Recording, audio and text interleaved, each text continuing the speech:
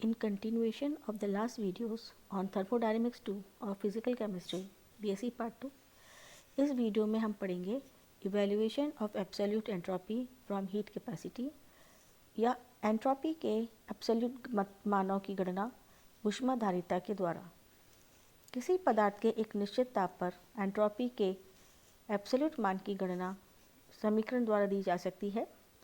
S is equal to CV ln T plus R ln V plus S0। Absolute मान ज्ञात करने के लिए विभिन्न अवस्था रूपांतरणों जैसे पिघलना, वाष्पन, ट्रांजिशन आदि के एंट्रोपी परिवर्तन को भी सम्मिलित किया जाता है। माना कि एक ठोस को उसके क्वथनांक से उच्च ताप T तक गर्म करते हैं तो इस ताप पर एंट्रोपी निम्नलिखित समीकरण द्वारा व्यक्त की जा सकती है। ST यानी एंट्रोपी एट द टेम्परेचर, जो कि सब्सटेंस के क्वथनांक यानी बॉइलिंग पॉइंट से ज़्यादा है। So ST is equal to integrating between the limits zero temperature to the transition temperature CP of the first transition state upon first transition temperature DT plus delta H transition upon second transition temperature plus integrating between the limits of transition temperature to the melting point temperature Cp S2 upon T dt plus delta HF upon melting point temperature plus melting point temperature to boiling point temperature, that is integrating between the melting point temperature to the boiling point temperature Cp liquid upon T dt plus delta H vaporization upon boiling point temperature plus integrating between the limits of boiling point temperature to the temperature which is more than the boiling point Cp of the gas upon T।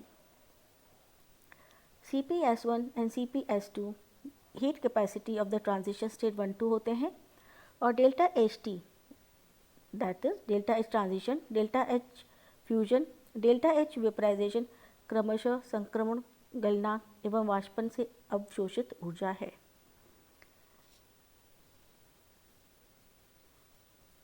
T1 और T2, Tm, Tv क्रमशः transition temperature, fusion temperature व boiling point है। ST का accurate मान ज्ञात करने के लिए यह आवश्यक है कि प्रत्येक अवस्था के लिए Cp का मान सही ज्ञात हो, परंतु Cp का सही मान शून्य परम ताप या शून्य परम ताप के निकट के ताप पर ज्ञात करना संभव नहीं।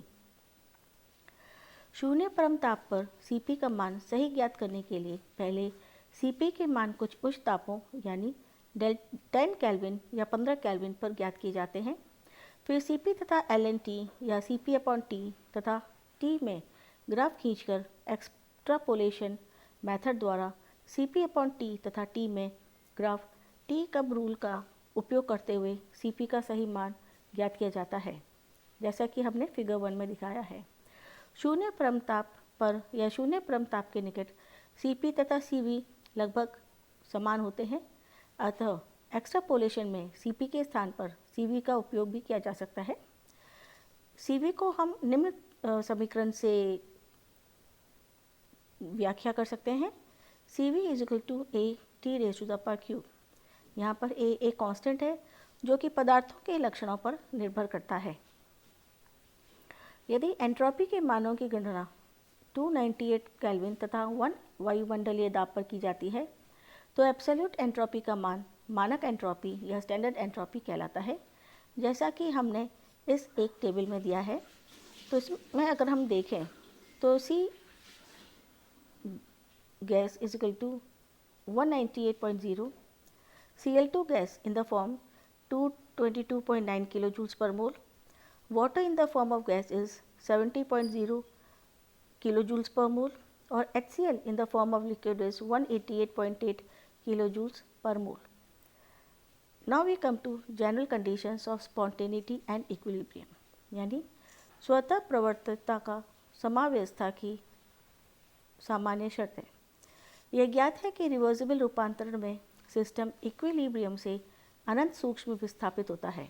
हालांकि रूपांतरण होता है परंतु फिर भी तंत्र लगभग साम्यावस्था में ही रहता है। इस प्रकार कहा जा सकता है कि यह साम्यावस्था ही में ही है और साम्यावस्था ही रिवर्सिबिलिटी की शर्त है।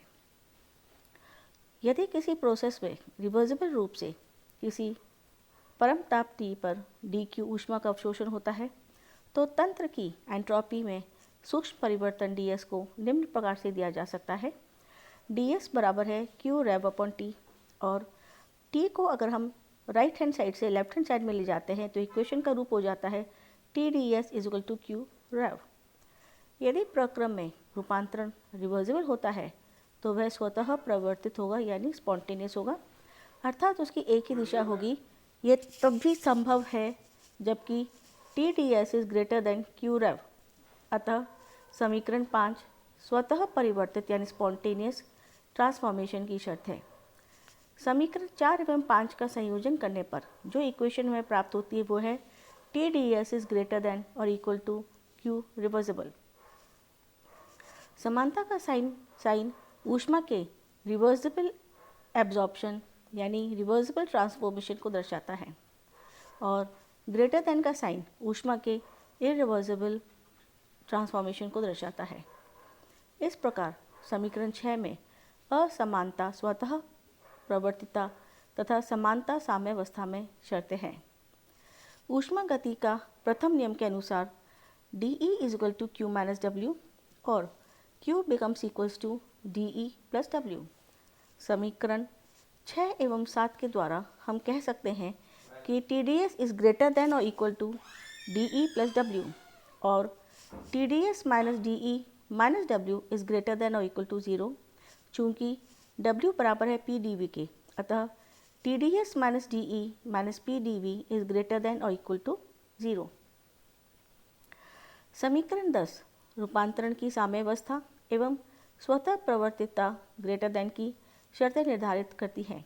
समीकरण में होने वाले परिवर्तन निम्न है। ds इक्वल टू एंट्रोपी परिवर्तन, dE इक्वल टू आंतरिक ऊर्जा परिवर्तन और dV इक्वल टू आयतन परिवर्तन और वर्क इज इक्वल टू किया गया कार्य। अब हम आते हैं कंडीशंस ऑफ थर्मल इक्विलिब्रियम यानी तापीय साम्य शर्तें। किसी तंत्र की वह अवस्था जबकि तंत्र के प्रत्येक भाग का ताप समान हो सिस्टम की तापीय साम्यावस्था कहलाती है।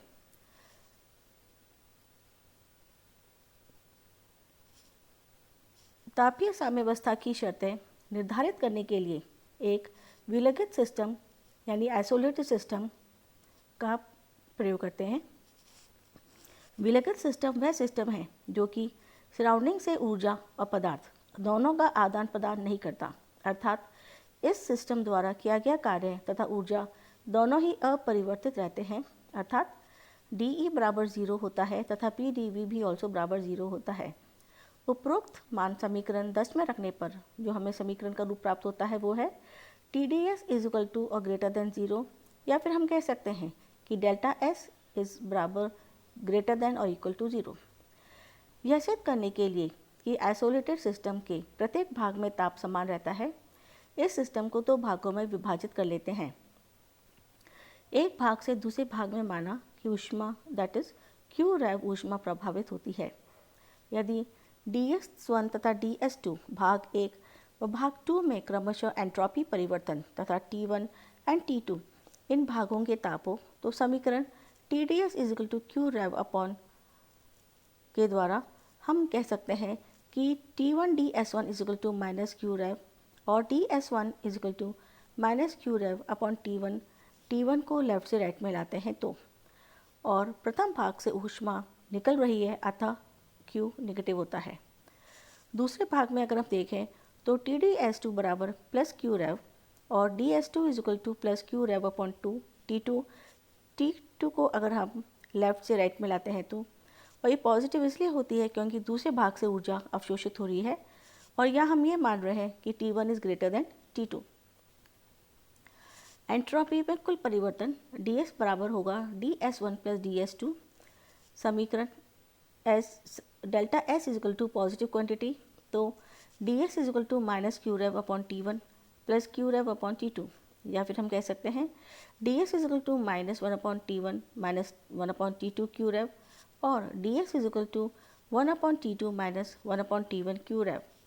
यदि ऊष्मा का प्रवाह स्वतः है तो समीकरण 12 डेल्टा एस ग्रेटर देन 0 के बराबर ग्रेटर देन और इक्वल टू 0 के अनुसार del D S is greater than 0, अर्थात 1/T2 minus 1/T1 Q rev is greater than 0, और we can say 1/T2 minus 1/T1 is greater than 0, अर्थात T1 is greater then T2। अतः ऊष्मा का प्रवाह उच्च ताप T1 से निम्न ताप T2 की तरफ स्वतः प्रवाहित होता है।